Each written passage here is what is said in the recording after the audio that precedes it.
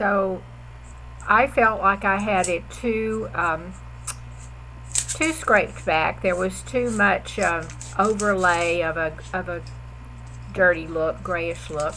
So I decided that the best thing to do was to go back in and establish some dark shapes.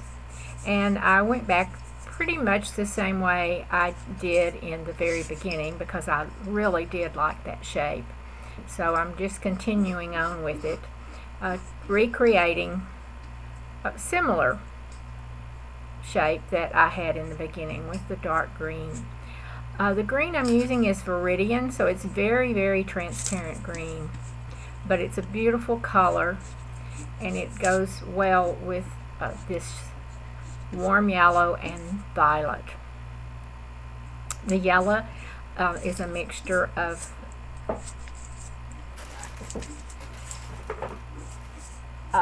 Cad Yellow Light and Cad Red Light. So that makes that beautiful warm orangey yellow.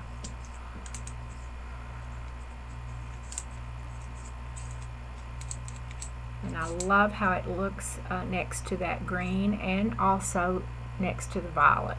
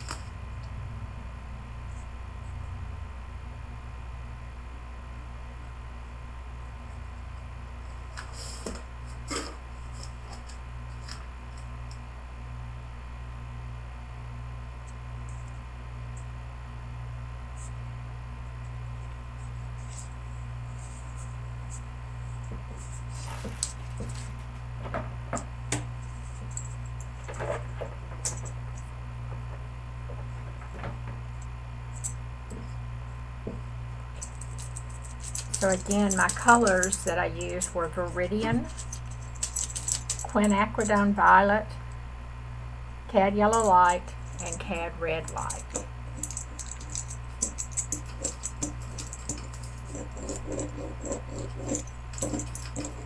And the first row of colors under the main colors are just with white mixed. And then as they go across, they're mixed down with white and a complementary color. So that gives a grade. This morning I came in and mixed a little brighter pools of color. Just the same pool of color I had, but I put a little bit more of the true color in it to brighten it up. And I like these colors much better. I had pre-mixed it, everything neutralized completely, and I realized that I didn't have anything that was leaning to the violet or to the cool or to the warm, and I needed that. I needed some balance.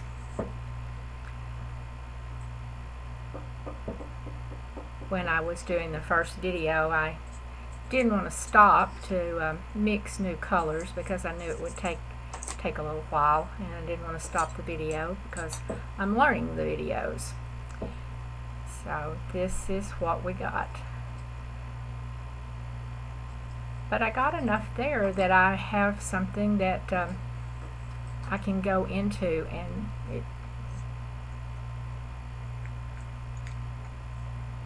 gives me shape. So I'm just adding those colors around, placing them where I feel like they need to be, brighten it up.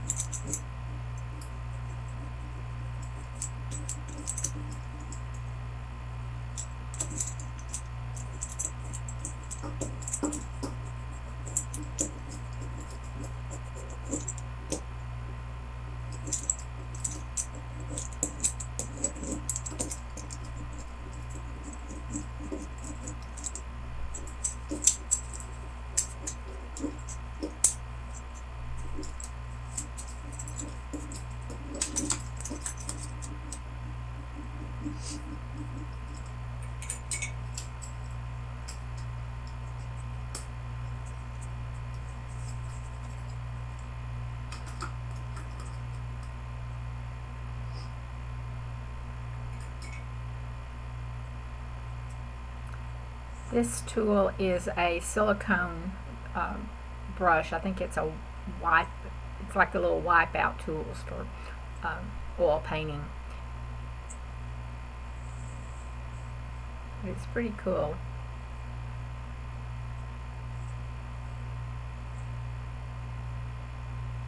It puts down paint pretty solid if you don't go back into it too many times.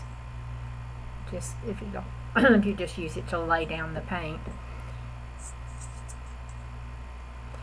And you can also, I'm sure you can also lift out with this too.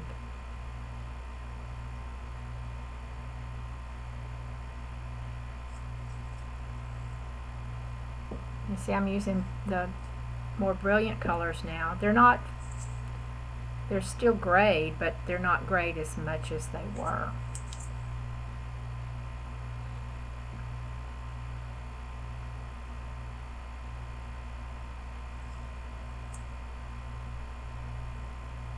Actually, I believe that pool of color is Viridian and white, so it probably is a little brighter looking than it looks on this video.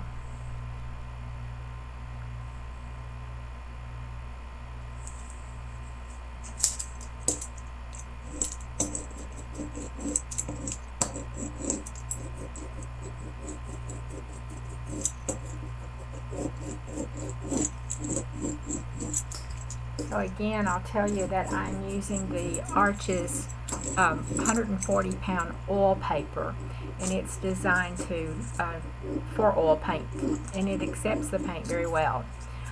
I use a sheet of freezer paper with the wax side up to lay the paper down, and I mark off the size, the image size, and leave an inch to 2 inches border around it that will be white, and take the 2-inch masking tape and go around and tape it down to that freezer paper.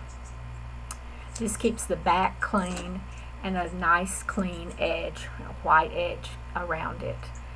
Makes for a very nice looking presentation. It's easier to frame that way, or matte. And of course it gives you a little bit of extra if you're mounting it on a board. And I always extend the tape out about 1/8 of an inch past my image size that I've marked off. That way, if it's not completely square or you didn't measure exactly right, when you go to mat it, you don't have white showing in some places. It just goes past the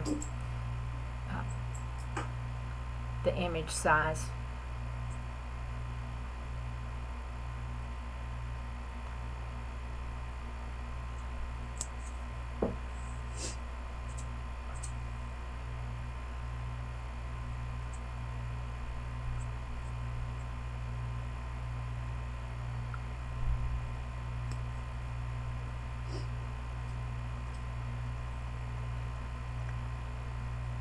If you notice here, I'm so busy painting, and then I realized that I just painted the tape. So part of my design was into the tape, so when I discover what I did, I go in and clean that tape off, because it can throw me off on my design.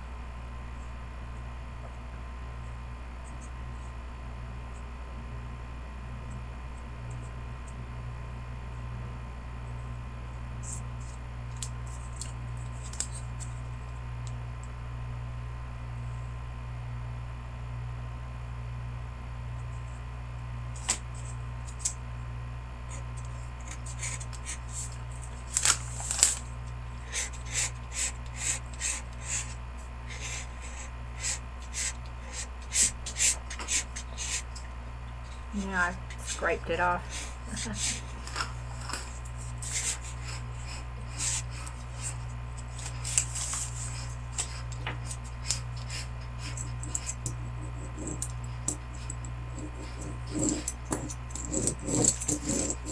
So that's the tape under there that I'm scraping the paint off.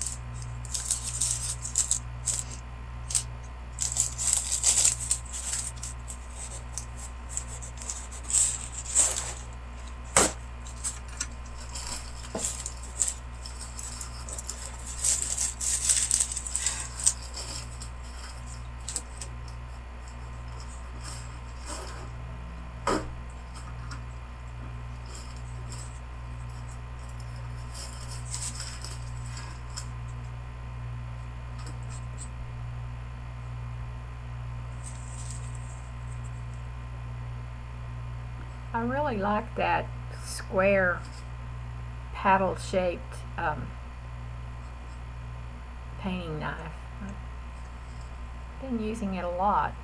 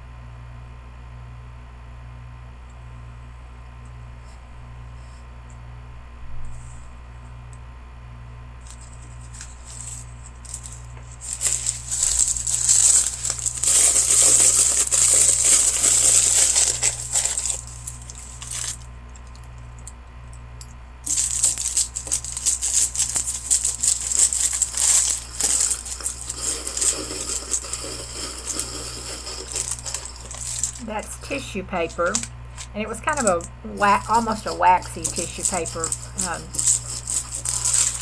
I'd rather have had just a really soft, thin tissue paper, but this is all I had this time, so I just put some texture down. I wrinkled it up so it would have a lot of texture, and then just use the brayer to go over the paint, just in spots.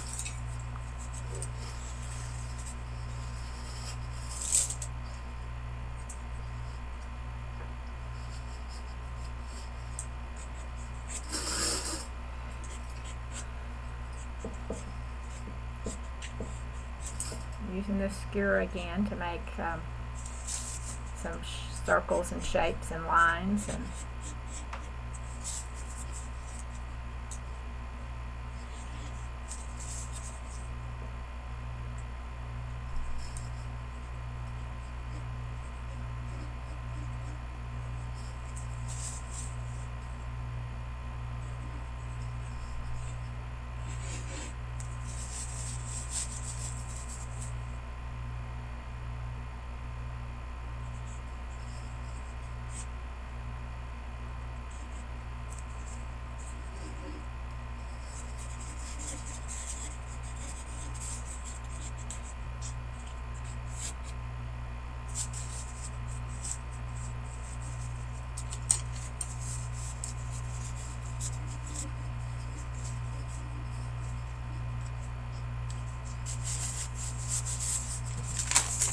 doing a little asymmetric writing there to give it some interest.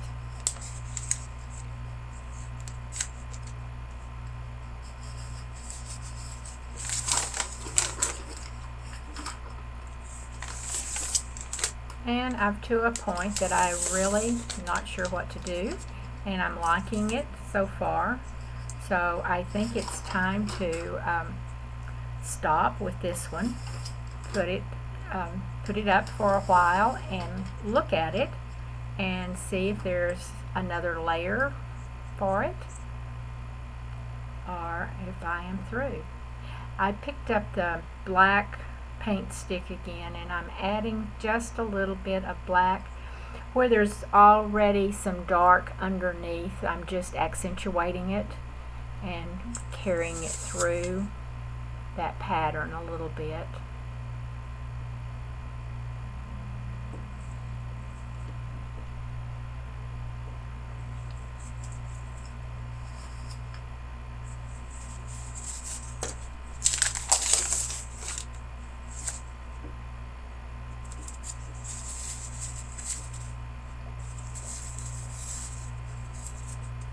I hope you can see all the texture underneath in this on the video. I will, when I'm completed with it, I will take a picture of it and post it on my website or my Facebook page, so you can always go there and look at it.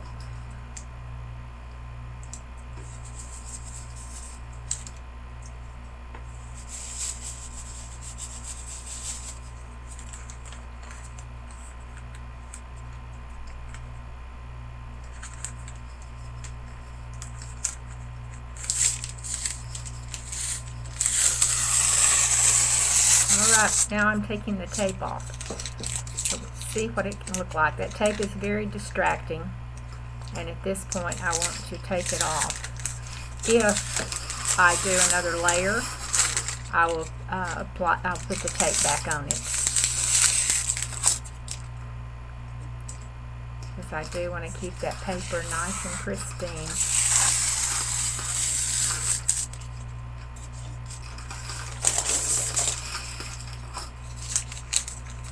The tape comes off of the paper really easy, but it sometimes sticks to the freezer paper and wants to tear. You can see that it's tearing a layer off the freezer paper. And just be very careful how you pull it.